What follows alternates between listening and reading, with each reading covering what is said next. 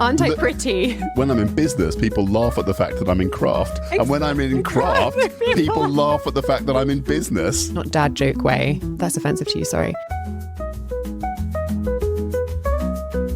Welcome to the Yarn Library podcast with me, Adam Cleveley. And me, Georgia Denham, at Tulipel on Instagram. We are, for once, with an agenda. I was about to say without an agenda, because we didn't have an agenda a minute ago. No. And then I took an executive decision that we needed to take 5 minutes and actually write a list and not just be like, because when that happens, it just don't go so well. It can go a little bit all over the place. I mean, we always have a plan. We agreed what we were talking about last night. I mean, that was fine. But now we have a real plan. So we can start with housekeeping. Georgia, is there any housekeeping we need to go through? So we thought no, but then I remembered. Since writing the agenda. So for our non-visual listeners, I just very flamboyantly and not very elegantly hit something on the bookcase behind me. Properly scared me because you nearly took out a very important Lego model for me. But you missed it, so that's fine. That's fine. So I just wanted to show my chapter shawl, which I finished last week and have been wearing every day since I took it off the blocking mats. It's absolutely beautiful. Thank you. I will describe it for those of you that are not looking at it right now, but it's got lots and lots of different coloured sections, and it's a mosaic knit. Yes. So it's got a lovely way of just carrying through the odd stitch from one row to the next, and so it creates lines of colours in two directions. Mm-hmm. It's very beautifully done. I mean, when we had a conversation about it when I was almost finished with it, I think last week or the week before, Mosaic Knitting actually came up with this, and this is a conversation for probably a different podcast specifically, but it was really interesting, something that I realised as I was knitting it. My husband asked me a while ago, it was sometime over Christmas, he was doing some crochet things and he came across a reference to mosaic knitting, and he said, "Oh, what is mosaic knitting?" And I said, "Oh, it's kind of like a texture. It's got like more weight to it, like use different yarns and stuff." But I've never been drawn to make and do a mosaic knitting pattern, so I haven't actually really looked it up. But I was associating it with like little square patterns and like zigzags and stuff. Like a mosaic tile. Yeah, like a mosaic tile, which didn't really interest me on an aesthetic design level. And then we looked it up and I went, wait a second, that's like the pattern I'm knitting. So it turns out that I'd knit more than half of this before finding out it was mosaic knitting. It was a kind of mosaic knitting. But it really just goes to show you don't know what you know. Yeah. And well, mosaic knitting is a wonderful technique. If you haven't tried it and you want to have colour work, then look up mosaic knitting patterns, because it isn't colour work on the one hand because you're only ever knitting with one colour of yarn. Mm-hmm. You're never having to worry about stranded. And then on the other hand, you end up with something that does have lots of different colours in it. I've had so many people comment and say that it looked way more complicated, and they assumed that it was not something that they would do because it was a texture that was unfamiliar to them. It almost feels a bit waffly, like there's a depth to it. So you've got it in garter stitch rather than just in stockinette. So I suppose that is a form of housekeeping, though we don't want to be one of those podcasts that's just like, oh, what's on your needles? But it's just so beautiful. The form of housekeeping where you get to say, look, I'm so fabulous. Aren't I pretty? I've made something beautiful. Please admire me. I'm pairing it with a really bright pink dress as well, and I just feel like I came out of a candy shop. Yeah, Georgia walked in and I was like, well, I really have to up my game today. And I have failed. All I managed to do is take one jumper off and put my most enormous too hot cardigan back on. I remember when you were knitting that ages ago and you kind of talked about like, I'm just going to do like a really fun, big, chunky knit. And you at the time weren't sure if you were actually going to wear that. And you are. You've continued to wear it. When I feel like wearing it, I love wearing it. So today's one of those days. But just a pale insignificance in your shadow of brilliant colours, Georgia. Well... Is that enough housekeeping for you? Yes, it is. Do you want any more compliments? I was going to do some like really cheesy, what's the word? Not dad joke way. That's offensive to you, sorry. It's not. My children cross about my dad jokes all the time. I wanted to find some kind of really awkward way of segueing into our topic today, which was to say that, somebody in the friendship has to wear the bright colours, friend, which... I've forgotten what the word is to describe how awkward that was, but cringy. I mean, we're getting there. Yeah. People are going to come up with their own words. We are going to try and talk about friendship, but just keep digging. I mean, I want to see where this goes. So before we started recording, with finding our natural setup for recording these episodes, it's all going much, much better than it did in the past. But it did take a while today of going back and forth between several different mic settings for me to go, which one's going to be better? Maybe this one or that one. And so I joked with Adam that, quick, we need to record the episode on friendship so that you remember why you're friends with me. So why am I friends with you, Georgia? Well, I'm often the one who describes this because of the ethnographic study on this end. But Adam, I want you to describe this story because I always do it, and I want you to do it. There's real glee in your eyes. Yes. I'm walking into some enormous trap. Well, I think it's more interesting to hear it from your perspective, probably because every other time that I've mentioned on the podcast, like, oh yeah, how did I meet Adam? I've always talked about how, oh, we knew each other, and then I asked you to do the ethnographic study. Yeah, that's funny. I wouldn't describe that, although that was an important part of how we got to know each other. I think it's an odd thing when you walk into knitting groups. And it's one of the reasons why I love knitting groups so much is I'm not someone that's ever made friends easily in my life. I wouldn't say that I'm not someone that just walks into a room full of new people and just makes friends. That's not me. In general, closer relationships have come through work where, you're already put into a setting where you're working with people and so on. And like, that's just me. But it means that I don't have loads and loads of close friends. That's just not who I am, how I exist. But when I started knitting and when I started coming to knitting groups, in fact, the first time I went to knitting groups, I took a friend with me because I was like, I'm so scared of meeting people. Yes, in my 40s, that is how I felt. And it's a bizarre thing. But then the more I've done it, the more I realize actually, although you're walking into a different room every time, you're walking into the same room every time. And even though the people change and the settings change, there's something fundamental about what you're trying to do. There are a few exceptions to that, and I definitely want to talk about those, but basically, like, it's a very, very safe space or environment to go into. Sorry, I'm interrupting you, but I'm interested do you feel that as a guy? So that's the exception to the rule. That's exactly the exception to the rule, because there have been a few times where I've done it, where I've walked into a room and 100% I know that I haven't walked into a knitting group. I've walked into a women's circle, and that is the group that has identified and formed all the rest of it. It may have been described as a knitting group to start with, but it is a group that a group of women have chosen as a. I don't know the details of it because it's very. It's kind of uncomfortable in a way, because you know that actually the way that you're given glances or looks or whatever, or the way that people talk to you or don't talk to you, you aren't welcome there, or you're like, you weren't meant to turn up. And like it's not many. Well, I don't mind it. I wish there was clearer labeling about it. I wish that there was an easier way to identify that to stop mistakes happening. But I mean, I don't want to turn up into a group that actually is about women wanting to support women and be with women. Like, I don't have a problem with gender groups like that. I have a problem with labeling them as knitting groups and then allowing any knitter to come along and not thinking about, what is going to happen when a male knitter comes along to this group. Well, I suppose people just... It's so subconscious that like they just might not even think about it because it's knitting, and they might not even realize that they've got some kind of issue. But I suppose if you get a group of women around talking, you maybe talk about certain sensitive things or certain womanly things. And, if you have that kind of dynamic, and, I've just been away with some friends over the weekend, and there was one guy there, but they're also a nurse. So when we were having, contraception conversations or like all those kinds of things, everyone was still feeling like comfortable to talk about those kinds of things. Yeah. But I suppose if you've got, especially if there's an unknown guy coming into a situation, then maybe it shifts the dynamic a bit. The point I'm getting at is that people don't realize that was a dynamic that was important for them.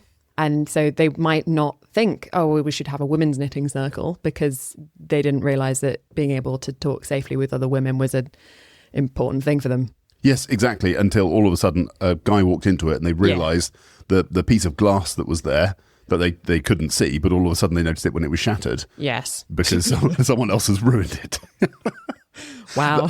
That I don't. I mean, obviously that's not comfortable. It's not a nice thing, but I feel very strongly about going to knitting groups and knitting with other people because generally people who are doing that are all looking for the same kind of thing. That both there's a people talk about in psychology the kind of discussion that happens when you're doing side by side craft, and that's something the charity that I participate in, So Positive.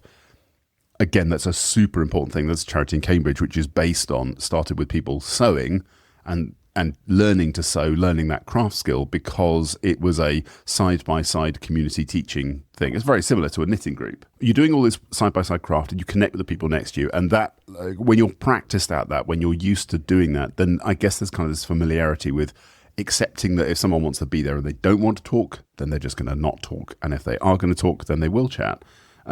But also, you get this interesting mix of introverts and extroverts, and it's a lovely mix of personalities that tend to turn up.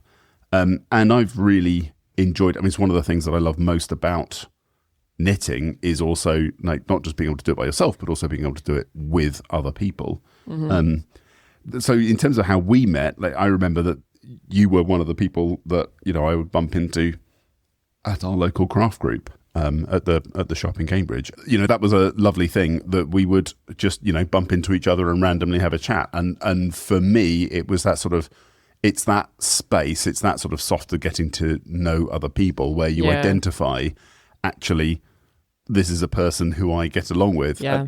And you don't actually realise the things that you have shared, the things you have talked about, really. But if you sat in a craft group with someone, I don't know, 10 or 20 times for a couple of hours a time, you've actually probably shared some pretty deep stuff. Yeah, for sure. You're reminding me of like when you go to an organized group like that, there's going from being an acquaintance to like, are we friends? Has this friendship developed outside of that sort of organized group? Funny side story, actually, about when we were getting to know each other.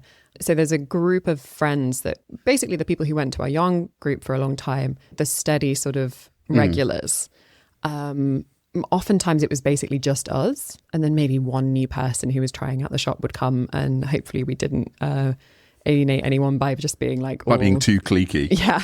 So we were all getting quite close. It'd been like a year thereabouts since we'd all been going to this yarn group. And then around like an August bank holiday or something, someone suggested, oh, why don't we go for like a picnic? And actually that was like our first Rogue Yarn Club event that was separate from the shop.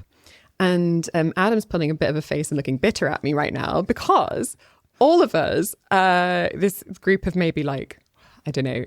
Sorry, this was going to be my story, wasn't it? Well, this is my story. No, this is your story. You want me to tell the story? Okay, no, I want you absolutely excluded me from your Rogue Yarn Club. That's what happened. You all set up a club without me. You literally, everyone else in that yarn club was like, oh yeah, I'm going to set up a yarn club and let's all just do some lovely knitting together. Who should we invite? Well, we like this person and this person and this person. Adam, that... Absolutely not. So yeah, I used to love going to yarn clubs, Georgia, and then I was NFI'd. What does NFI mean? Not invited. Oh. All right. Okay. So this says so many things about social dynamics because the funny thing is that I remember when you were first starting your Instagram, like, you were posting things and doing things, and then we also knew you were really busy and had lots of businessy things going on, and you had kids, and maybe it was also the male dynamic.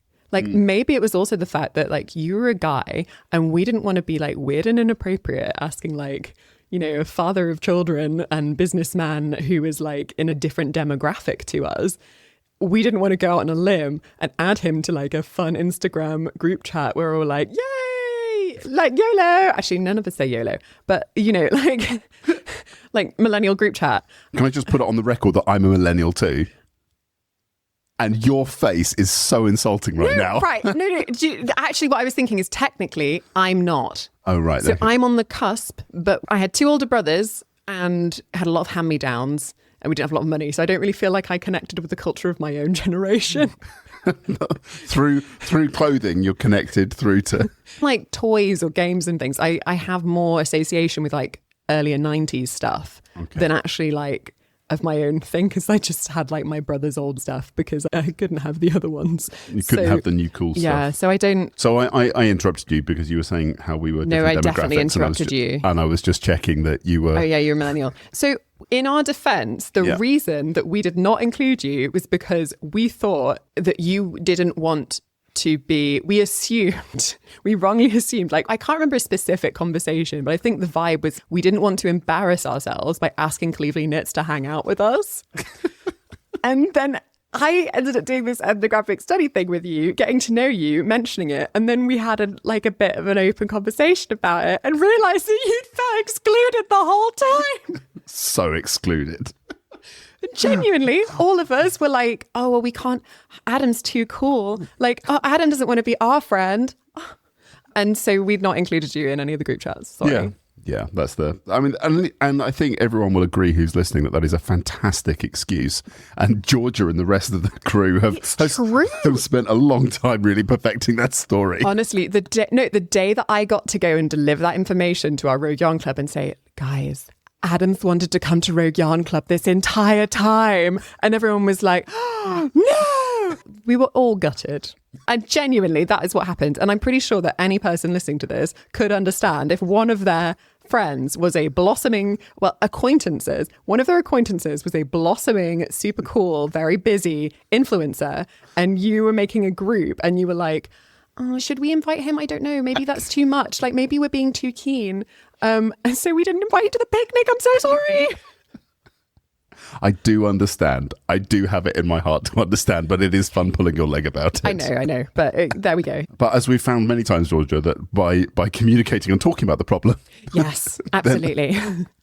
Funnily enough, then it just melts away and we can avoid the awkwardness. It's funny because I know you said that I spoiled your story because I asked you to tell the story. I didn't know if you were going to mention that because I didn't know if that was going to still be... I only think about it when you bring it up and remind me about it. Okay, but that's the group you were away with at the weekend, and I think I did get an invite to that. Well, you were absolutely invited, but you were busy doing your influencer business dad life. So all the other stuff. But there we go. That's the genesis of our friendship. But I think also what's important about friendships and relationships in knitting, I think there is something just very special. I don't know. It's not the same with absolutely everyone. Of course, you have better friends and you connect with some people better than others. But I've just found that, I mean, I don't get it as much anymore because I'm not anonymous in the same way that I used to be. Like before, I was just a person who would turn up and I could just knit. Now, if I walk into a room of knitters, there's a reasonable chance that someone in that room has seen me knit before, or is like, oh, where do I know you from? And so it's not quite the same thing for me now. But there was a golden period. A golden period of having the confidence and understanding that there were beautiful spaces to walk into, and before Instagram had got too big, then that was a lovely time. If you had to be some kind of influencer, I feel like it would be quite cool to be popular within a specific niche thing. So you could probably go to the supermarket most days and be totally like fine, like no one's gonna bother you. No one knows. If I mention the podcast to anyone, they're like, oh, that's nice, and it's like, oh no, it's just like it's this thing. It's a thing. We're doing a thing. I mean, the thing is with podcasters, there are so very many of them around, and it's difficult to also explain the scale of it. And number one craft podcast in the UK. Exactly that, and it's exactly that chat that gets us there as well. George's special sound effects, I think. And that's why you've got a degree in music. It's because I had a background as a singer. Because of the way that you've approached knitting and learning different techniques, and that you're really like a sponge deliberately seeking out different information about different stitches or types and things. And when you go and sit with a friend, if I've got something in a pattern that's like really irking me or I can't figure out a stitch, being in those knitting circles can be a really excellent point to go and actually seek support and guidance. It kind of goes back to the concept of legitimate peripheral participation, about participating within a community of practice, and that actually learning is happening through those situations. And I think also the social element of maybe if you're thinking about knitting specifically, maybe because knitting is more predominantly women, and so you get that more social, friendsy, like sisterhood kind of element. And so I'm not saying that in an exclusionary way. I'm saying this in a sort of objective, like observing kind of way of like, actually, there is a kind of dynamic, a social dynamic that exists within knitting communities that I think demonstrates and illustrates those concepts of learning through community of practice. This is not specifically about knitting. I think it's where you have the opportunity to share a craft experience. It feels more obvious and more explicit because of the physical doing nature of craft. If you compared it to something else that wasn't, say, as inherently social or as obviously like moving the hands, that kind of thing. So I'm thinking about two different things here. One is the charity group that I teach at, because I want to share with you how the dynamics work within there, because I think that's quite interesting. But the other one that comes to mind when you're talking is sitting in a pub and going in as a solo person, just by yourself, and just going to sit at the bar because you want to drink, and you might get a bit of social company. You might get it from the barman, you might get it from other people sitting at the bar. And that's an interesting place, I think, because having tried to do that a couple of times in my life, like I can find that quite socially isolating, because actually there's very high pressure to either you don't know whether you're going to engage with anyone quickly, all the rest of it. You've also there's a drink and a cost involved in that as well.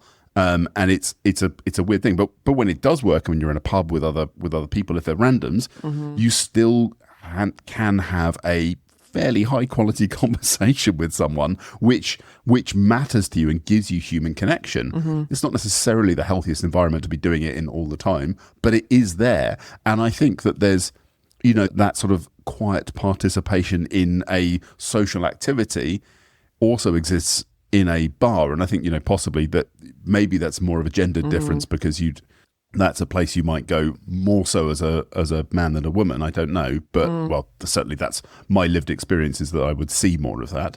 But the other place that I was talking about it, where I teach in this charity, So Positive, that's really interesting, because there are normally about two groups. So we separate people into, or people can self-select into, a more chatty table and a quieter table.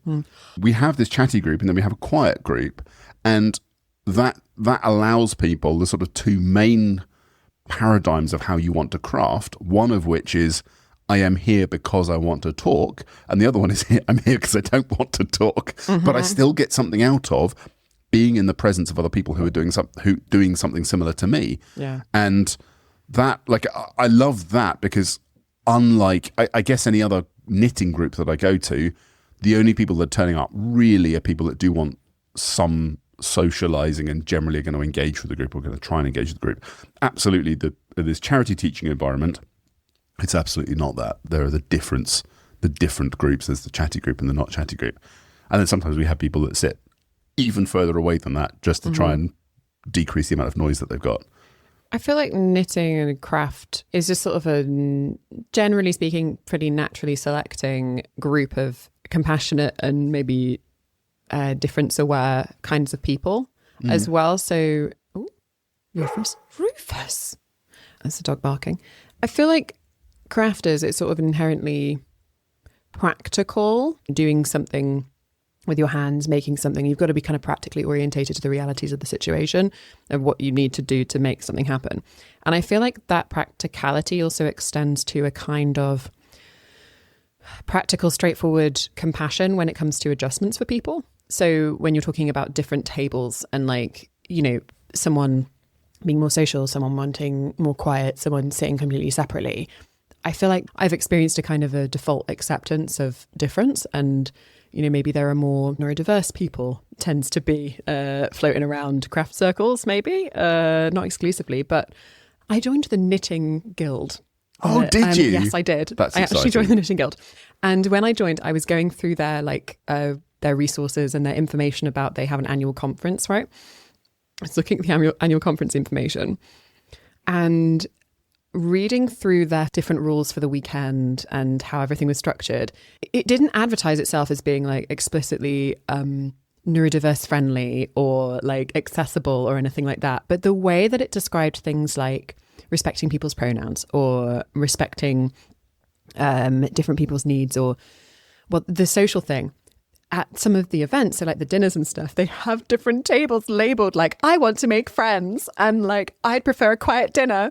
It's just the acceptance of that as a default is, I don't think I've ever seen that in any kind of other group. I go back and forth with it as well, because on the one hand, I completely agree with that. And like, if you ask me to describe all knitters and crocheters, I will accept that there are crocheters in that group as well, or all crafters, I would say like lovely would be the first word that would come to mind, but it would then be, you know, kind, empathetic, warm, open, like they're good words.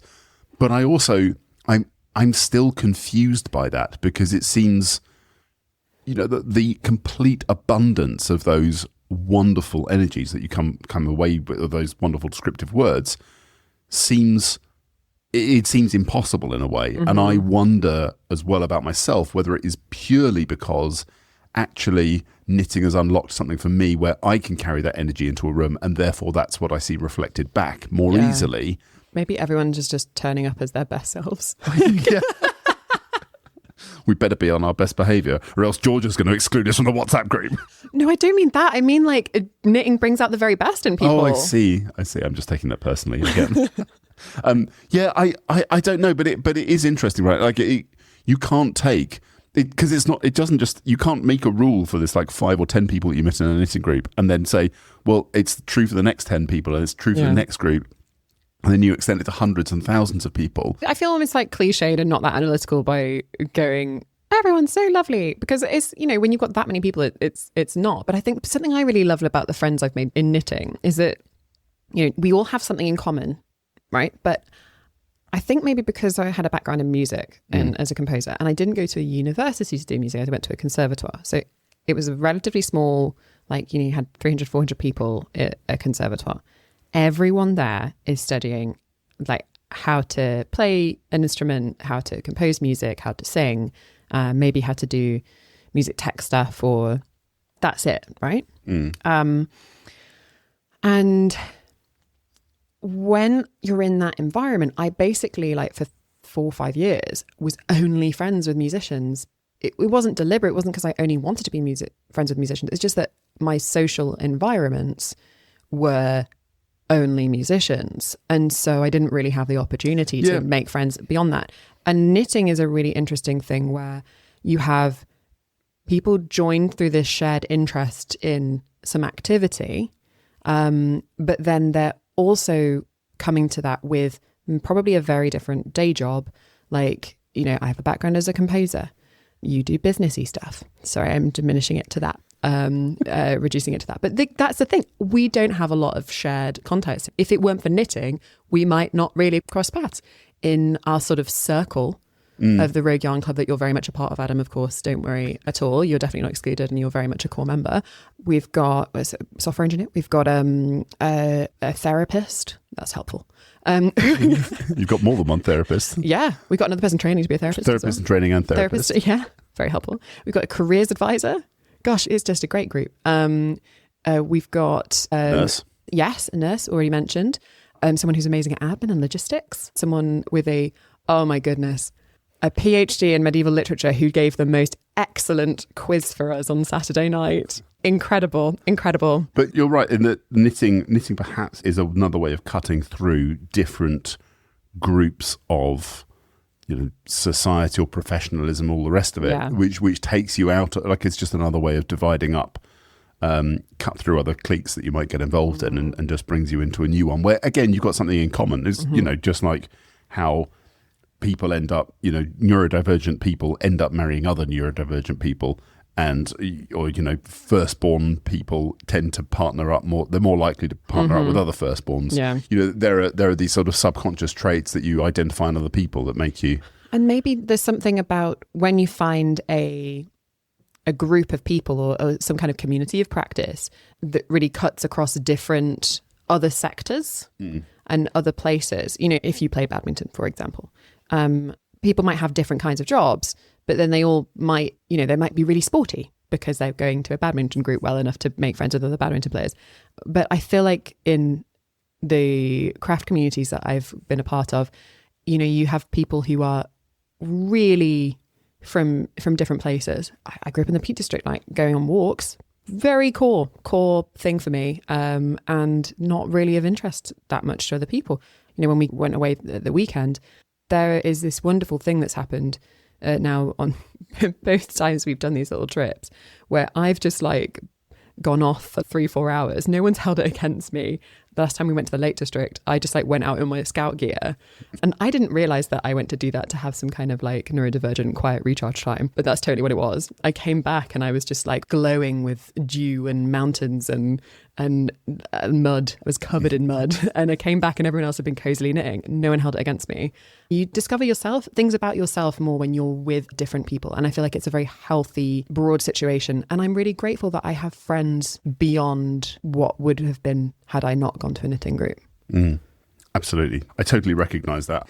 The interesting thing for me about that is also the way in which your personality gets reflected on other people, and you see those different elements come back. And I agree that like understanding neurodivergence as a thing has been something that's been fascinating for me too, because understanding knitting circles, again, if you talked to me 10 years ago, 20 years ago, my view of a knitting circle would have been a very much stereotyped understanding of what a knitting circle is. Now it is still stereotyped, but in a different way. So funny. You know, I describe it now as, you know, sometimes on a go, I feel like I've been in a sort of group therapy session, and that's interesting that is a format of socializing survives now and has survived for a long time. And I think, you know, for me that's fascinating because that's never been something I've been able to access in that way, and it's a comfortable way of doing it. Well, you're talking about that format existing for a long time and still existing, but in a different way. So I've brought along The Culture of Knitting by Joanne Turney, St. Joanne Turney, I call her. It's a really, really wonderful book. In the chapter Knitting, A Gendered Pursuit, it talks about knitting groups, how maybe historically they were kind of set regular places where people didn't have phones to communicate with people, that kind of stuff. Women in a community would gather together at a set time. And so there was a social element to it, of course. But actually, if you're thinking about knitting historically, and I am totally aware that like there's lots of instances historically where knitting is something that men do as well. So I'm not saying it to the exclusion of that or ignorant of that. But if you think about it from that woman perspective, where knitting was an essential thing to do, because it was a means for warm clothing for your family, and it was your job as a housewife, as a woman. You know, those groups have continued through that, but now it's reframed where it's not about I'm doing this as a necessity. It's actually I'm doing this thing that's kind of completely unnecessary because I can. And when you go to these knitting groups, you have consuming power as well, because you're buying the coffee, you're buying the yarn, all that kind of stuff. I'm going to read this little section. The popularity of knitting groups, which are primarily the domain of women, highlights a post-feminist belief that women have substituted romantic narratives with same-sex friendships and consumer goods, which allows women to have equality in relationships and exert their power in the marketplace, i.e., one needs to spend money on yarn, needles, and maybe a pattern, but also on food and drink when knitting in a specific arena, such as a bar or a coffee shop.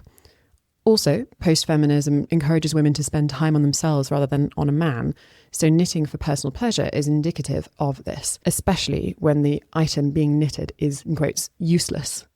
So I kind of love that. And I also, having just read like 2 Jane Austen books, like one after the other, it's kind of interesting, that idea about like shifting emphasis more in friendships. And it says same-sex friendships here, but, you know, I think you could expand that to be thinking about friendships as well. I think just moving away from an emphasis on, you know, if you think about Jane Austen, like a lot of time is spent in Jane Austen, like trying to find a husband, like culturally, and women don't have to do that anymore.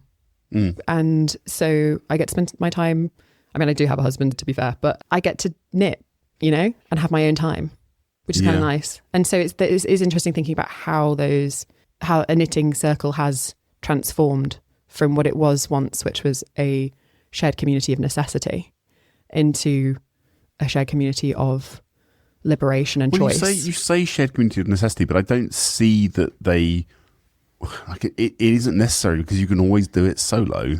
Like, that's always a choice you have. And I don't think that, But isn't each individual is doing it from a point of necessity? I always see that the knitting itself is done.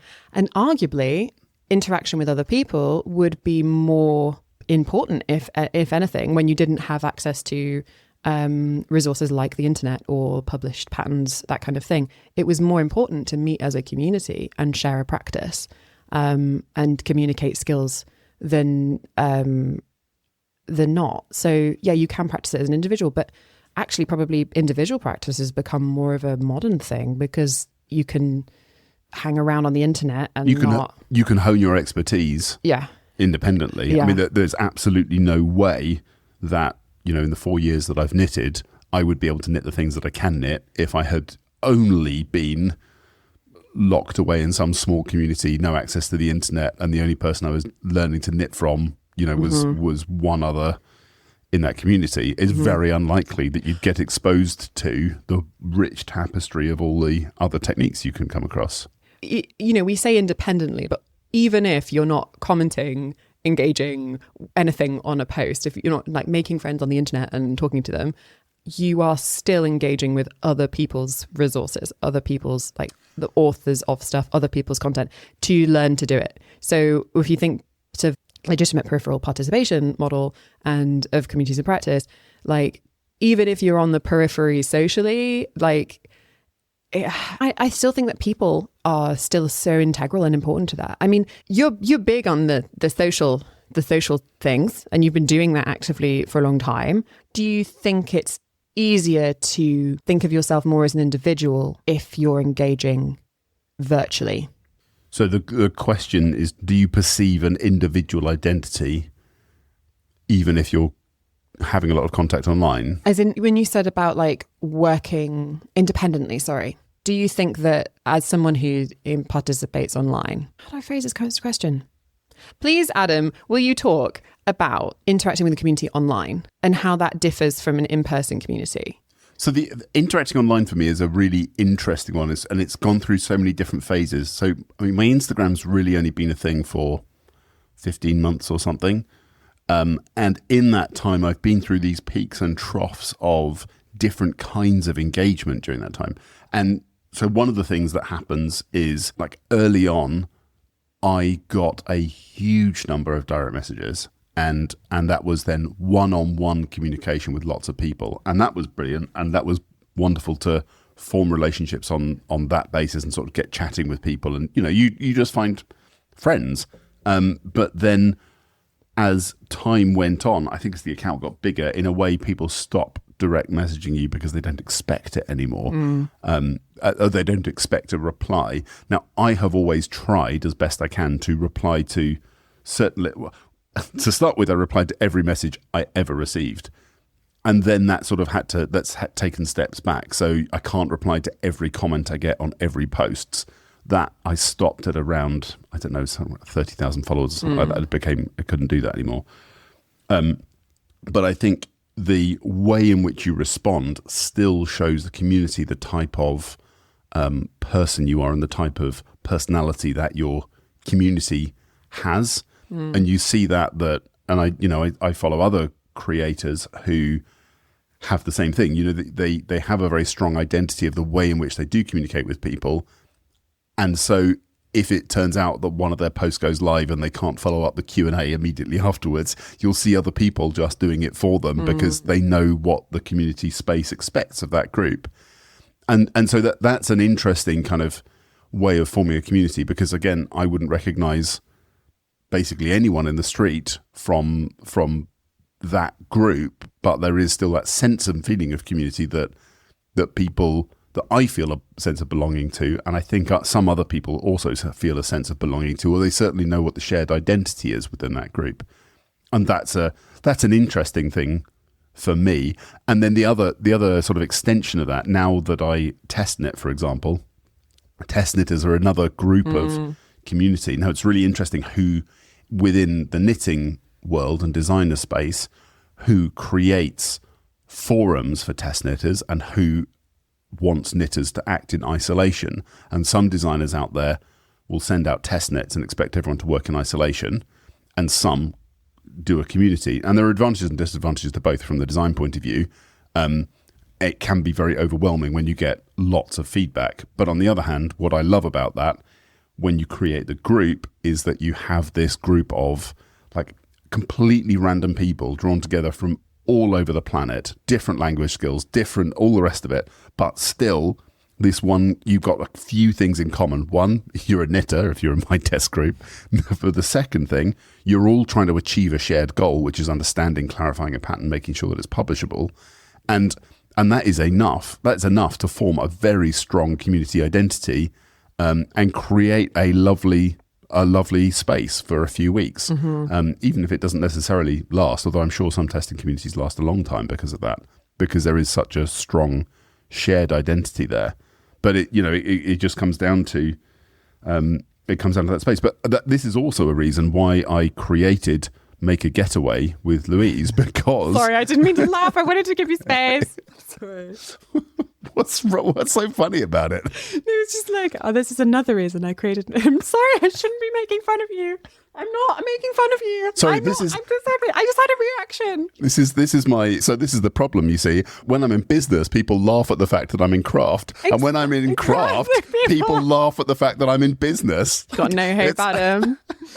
I'm not apologising for trying to make a living out of knitting. I commend you. I'm glad to put a smile on your face. But it's it's one of the reasons why I wanted to do more of this community stuff, because I want to bring more people together. I'm excited to meet new people, to bring different groups of people together to do different things. Some of the Make a Getaway things are about learning, and they will have structured programs of these are lessons you will go to over a period. Some of them are just there to provide time and space. And I'm really interested to see different types of people that turn up to those different groups and how those spaces work. And you know what? To back you up on this, I laughed, right? Because it's not, it's out of my, my life journey at the moment to go on like a planned, cool knit. I'd love to. And hopefully one day when I'm not a student, I could, but laughed because that it's not something that's a viable option for me now. And maybe for many listeners, it's also not a viable option.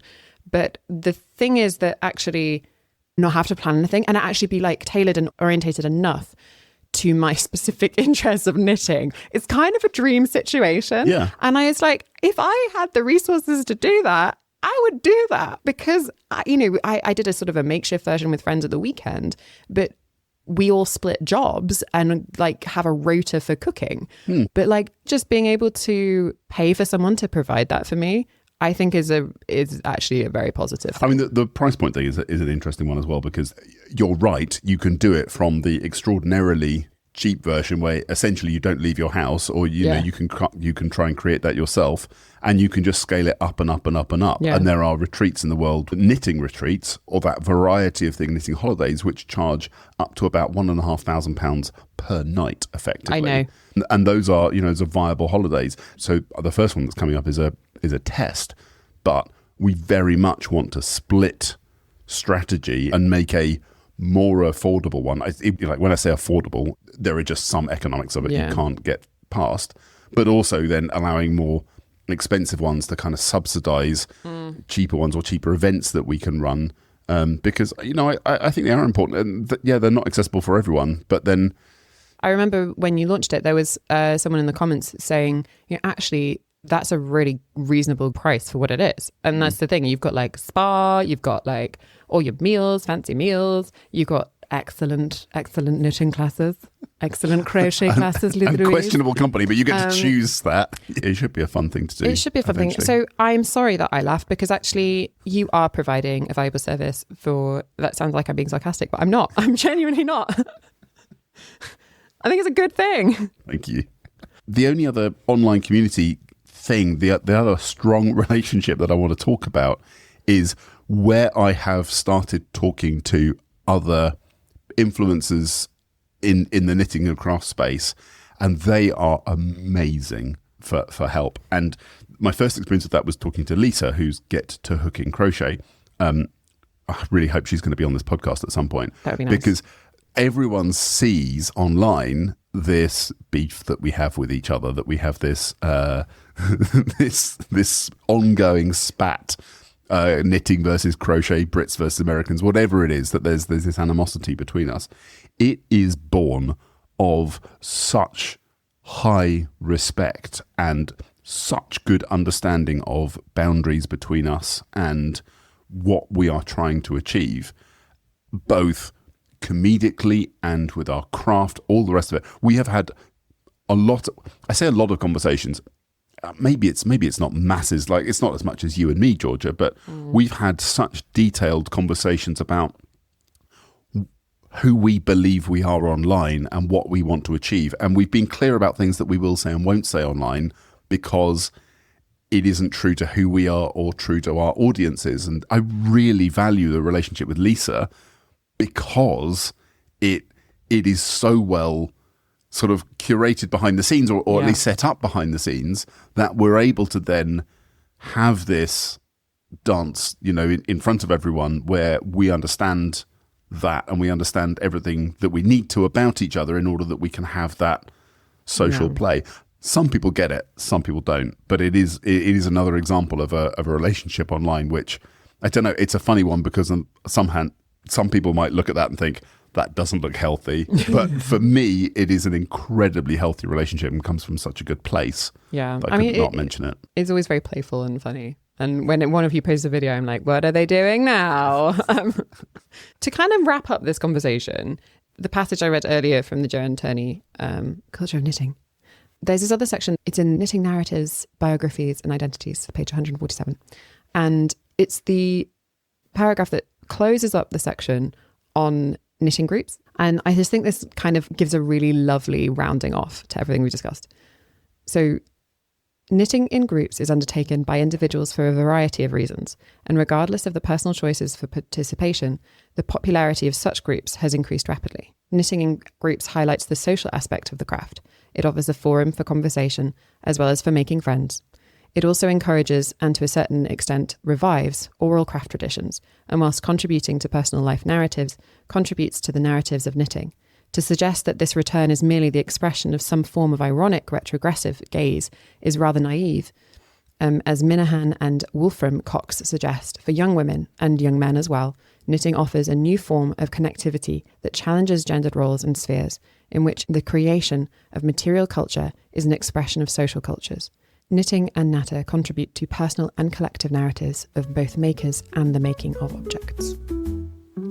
That's all we've got time for on that.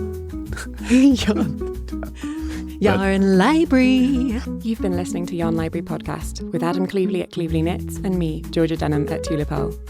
If you enjoyed this podcast, please like, share and subscribe. And if you didn't, shh.